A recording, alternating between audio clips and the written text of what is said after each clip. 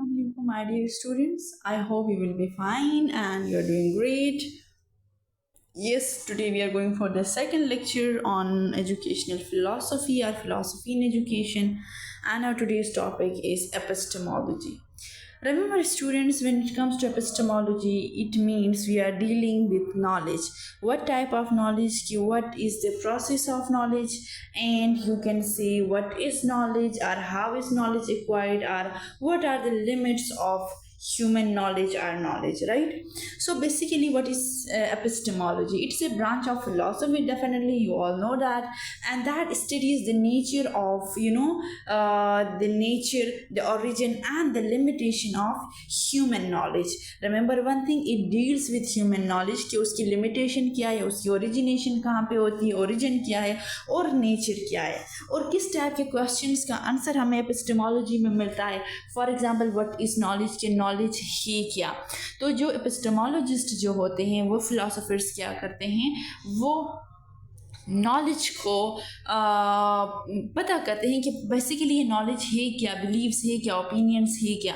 For example, मेरे opinion से मैं कहती हूँ being a Muslim Allah is one, लेकिन नॉन मुस्लिम कहता है कि no there is no God, atheist, और हिंदू आगे कहता है कृष्णा भगवान फलाना ढिमकाना. There are many other concepts, right, religiously अगर हम देखें तो इसमें सबके जो बिलीव्स है दे आर डिफरेंट. हिंदुज़म के अंदर they have different God's, you can say multiple भगवान हैं उनके.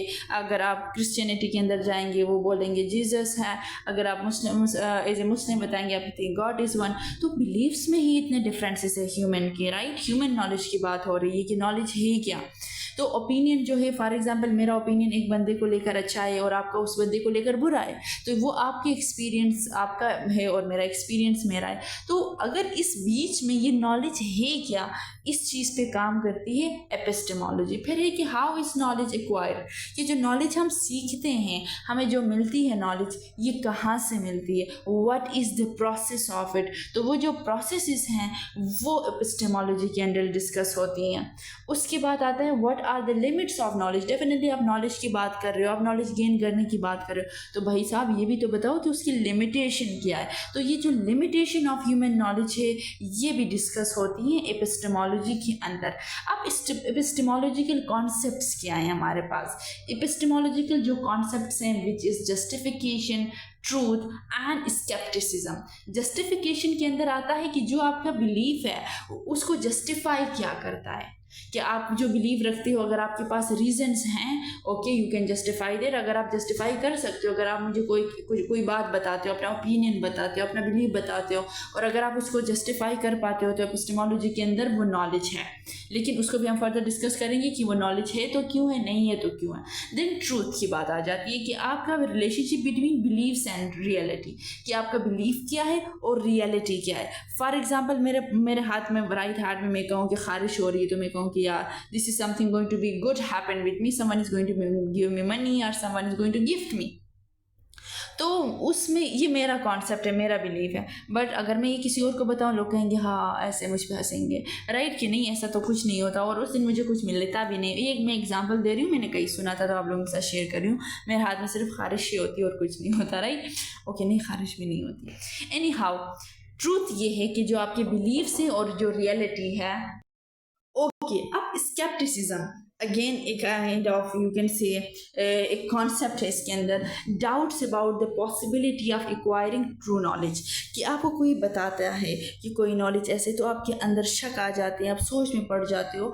तो नॉलेज एक्वायर करते वक्त ये कॉन्सेप्ट भी है कि शक में भी पड़ जाना, बिलीव नहीं होना, यार ऐसा हो सकता है कि नहीं हो सकता. बहुत सारे हमारे पास ऐसे लोग हैं कि वो लाइफ आफ्टर डेथ के बाद वो बिलीव नहीं करते कि नहीं, बंदा मर जाता है तो बस वो ख़त्म हो जाता है, उसकी कोई क़यामत नहीं है, कोई हेवन, कोई हेल नहीं है. वो उस पर बिलीव नहीं करते या उनको कोई जस्टिफाई नहीं कर पाता. कुछ लोग जो होते हैं उसी डर में जीते हैं कि अल्लाह हम अच्छे अच्छे काम करें, हमसे कोई ख़ता ना हो, हमें कोई दोज़ख में ना डाल दे, हम जहन्नुम में ना चले जाएं. तो काइंड ऑफ यहाँ होता है ना कि words are, you can say, कि आपके अपने माइंड में चल रही होती है कि ये जो कुछ है क्या ये पॉसिबल है, ये नहीं है. तो डिफरेंट बिलीवर्स डिफरेंट तरीके से इसको इंटरप्रेट करते हैं, या फिर वो उनके अपने अपने बिलीव्स होते हैं.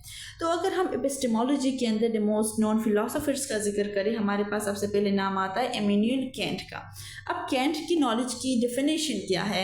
नॉलेज अराइजेज, नॉलेज की डेफिनेशन नहीं कि नॉलेज की स्टार्ट कहाँ से, ओरिजिनेट क्या है या उसको सीखा कैसे जाता है, उसकी डेफिनेशन क्या है? Knowledge arises from the synthesis of sensory data and prior concept. इसके मुताबिक ये है कि जो नॉलेज है वो दो चीज़ों से हासिल की जा सकती है। एक आपका एक्सपीरियंस जब आप दुनिया में आते हो, एक आपका जो है इननेट कॉन्सेप्ट से आपके माइंड के अंदर रीज़न आपके पास है, थ्रू रीज़न से आप सीख सकते हो। तो कैंट के according knowledge can be acquired through experience and through reason. अब इसने फेमसली एक कोट किया है कि thoughts without content are empty. अगर आपके पास सिर्फ सोच है, उसका कोई कंटेंट नहीं है, then they are nothing. Intuitions without concepts are blind. तो जहाँ पे आप इंट्यूशंस की बात करो कि यार मुझे इंट्यूशन हो रहा है, ये मेरे साथ हो सकता है, आज ज़िलज़िला आएगा फिर नहीं आता, और जिस दिन आपको नहीं लगता उस दिन आ जाता, मतलब वो कहते हैं सिक्स सेंस की जो हम बात करते हैं। तो अगर उसका कोई कॉन्सेप्ट नहीं है तो that is just the concepts are blind. फिर हमारे पास है डेविड साहब आ जाते हैं। इनके मुताबिक जो नॉलेज है that is derived from sensory experience and uncertainty. अब सेंसरी एक्सपीरियंस अगेन ये फोकस कर रहा है डेविड साहब कि हमें नॉलेज जो है थ्रू एक्सपीरियंस मिलती है, लेकिन साथ साथ वो ये भी एम्फेसाइज करता है कि जो नॉलेज है he emphasized the role of habit and custom in shaping human understanding। कि इंसान जिस सोसाइटी में रहता है, जिस कल्चर में रहता है, जिस ट्रेडिशन में रहता है, वो भी उसको कुछ ना कुछ नॉलेज दे देता है और वो मोस्टली उसी से सीखता है। फिर हमारे पास आ जाते हैं एडमंड गेटर साहब। अब एडमंड का क्या है, मतलब he has a kind of challenged the old tradition। कैसे old tradition की हमने बात की थी, justified ट्रू बिलीव्स की हमने जस्टिफिकेशन में बात की थी। अगर आप एक बिलीव को जस्टिफाई कर सकते हो तो आप कह सकते हो कि वो ट्रू बिलीव है। So Gettier is famous for his challenge to the traditional definition of knowledge is justified true knowledge. In his 1963 paper, he presented cases now known as Gettier cases, जिनको अभी 1963 में पब्लिश हुआ, उसमें present किया, उसको गिटर cases भी कहते हैं। उसके अंदर क्या है, he showed how someone could have a belief that is justified and true still not count as knowledge। मतलब अगर आप किसी बात को जस्टिफाई कर लेते हो, आप एक बंदा को आपने जस्टिफाई कर लिया, लेकिन अगर वो नॉलेज काउंट नहीं हो रहा, it means that is not justified. फिर एपिस्टेमोलॉजी के अंदर ही हमारे पास आ जाता है रेशनलिज्म। कि रेशनलिज्म है क्या? Rationalism is a philosophical view that emphasize the reasons as the primary source of knowledge in justification rather than sensory experience।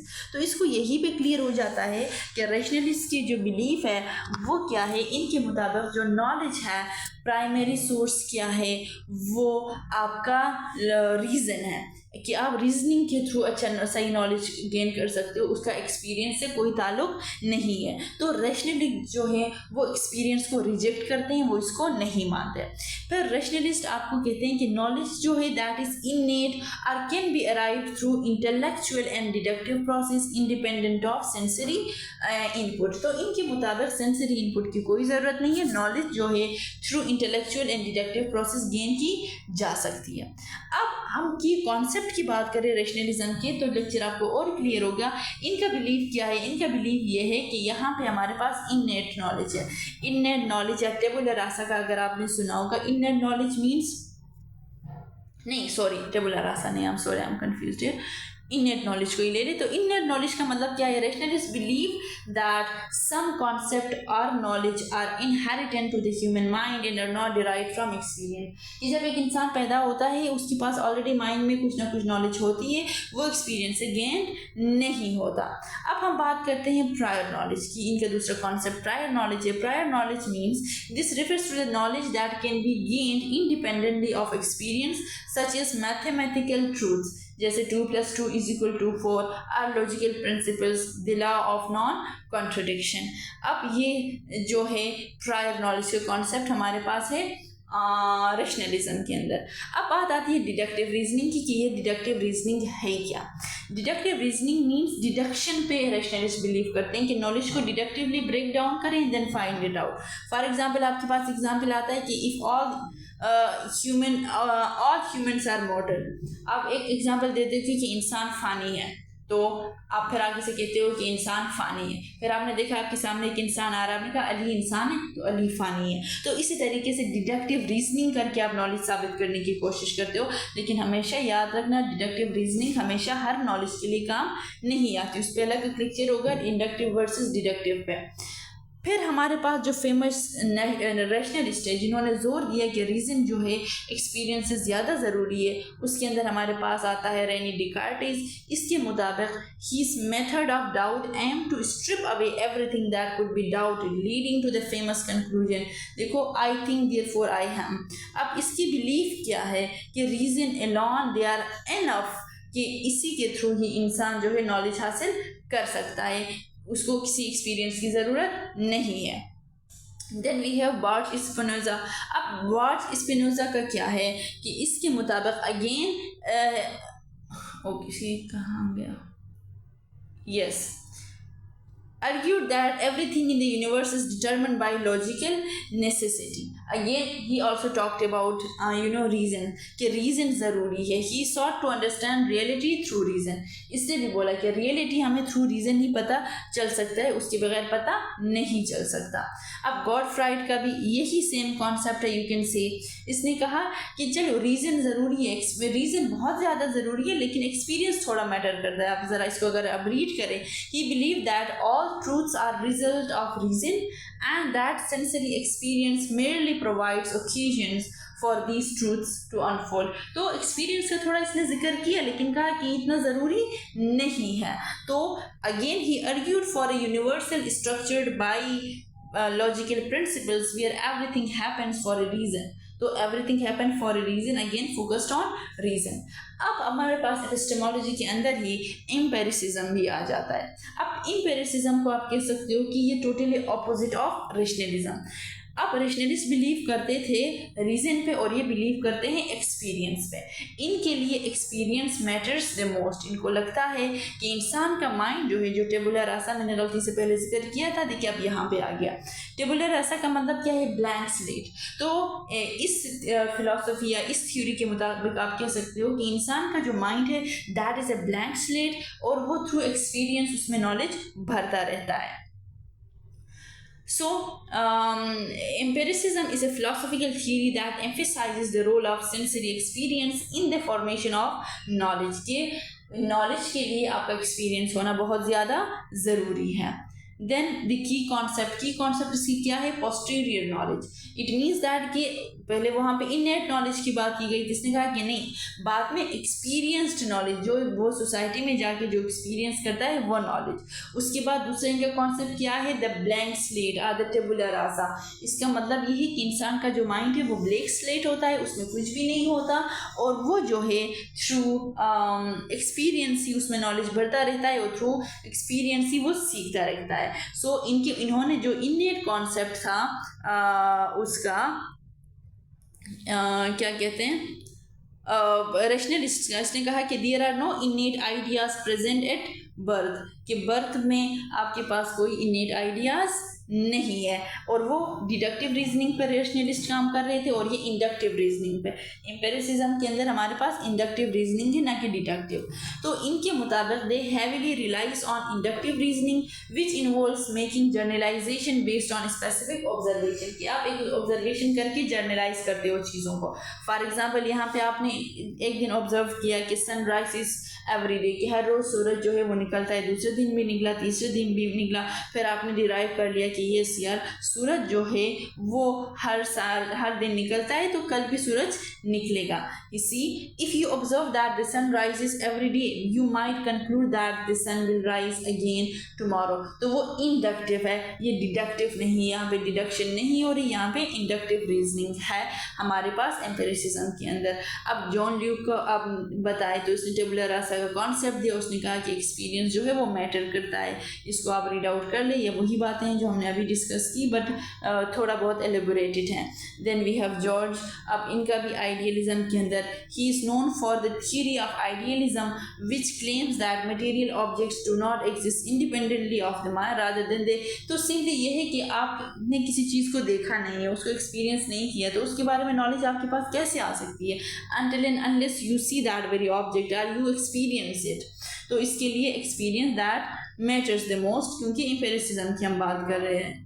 तो जहाँ तक डेविड ह्यूमी की बात है, इसका भी यही कॉन्सेप्ट है कि Hume took empiricism to its radical conclusion, arguing that we can never have certain knowledge about the world beyond our immediate experiences, कि हमारे एक्सपीरियंस से बढ़ के हमारे पास नॉलेज नहीं होती। सबको उतना ही पता होता है जितना उसने दुनिया में आके एक्सपीरियंस किया होता है, उससे आगे उसको कुछ भी नहीं पता। He was highly sceptical about causality, arguing that we never observe, you can say there is no direct observation, or you can say हमारे पास सिर्फ इवेंट्स आ जाते हैं कि जो चीज़ हमने देखा, हमने उसको ऑब्जर्व किया और वो चला गया, और ये कॉज एंड इफेक्ट वाला सीन हमारे साथ हो जाता है। तो यहाँ पे ये नहीं है कि कोई भी चीज़ हो हम डायरेक्टली उसको सीख लेते हैं। और उसने मोस्टली क्वेश्चन किया कि इसको whether we could have any real knowledge of the self और external world beyond what we experience. तो क्या हम जो एक्सपीरियंस कर रहे हैं उसके बियॉन्ड भी क्या हमारे पास यू कैन से एक रियल नॉलेज हम एक्वायर कर सकते हैं? तो here it is the conclusion of empiricism versus rationalism. आप इसको देख लें, मैं जस्ट इसको आपके लिए रीड आउट करती हूँ because we have already explained it, right. Empiricism stands in the opposition to rationalism. Definitely एक जो है रैशनलिज्म आपको कहता है लॉजिक जो रीज़न है वो ज़रूरी है, एम्पिरिसिज्म कहता है कि नो एक्सपीरियंस ज़रूरी है। यहाँ पे कहता है कि प्रायर नॉलेज, रैशनलिस्ट आपको कहता है कि प्रायर नॉलेज बहुत ज़्यादा ज़रूरी है। तो एम्पिरिसिज्म कहता है कि नहीं, इंडिपेंडेंट एक्सपीरियंस ज़रूरी है और पोस्टेरियल नॉलेज ज़रूरी है, जो प्रायर नॉलेज जो है वो ज़रूरी नहीं है।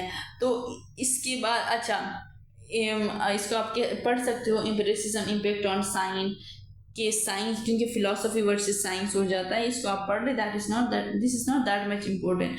अब फिर रैशनलिज्म की बात आ गई, इसका भी आप स्क्रीनशॉट ले सकते हो। Then so this is the comparison between empiricism and rationalism। तो हमारे पास जो एपिस्टेमोलॉजी है जो हमने अभी डिस्कस किया, एपिस्टेमोलॉजी के अंदर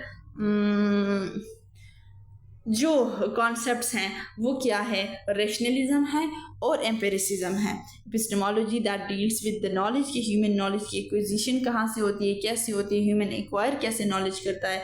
तो हमें रैशनलिज्म या रैशनलिस्ट जो हमें हैं वो कहते हैं कि थ्रू रीजंस, और एम्पिरिसिज्म हमें कहता है कि नहीं through experiences. I think it is enough for today. Thank you so much students, take care.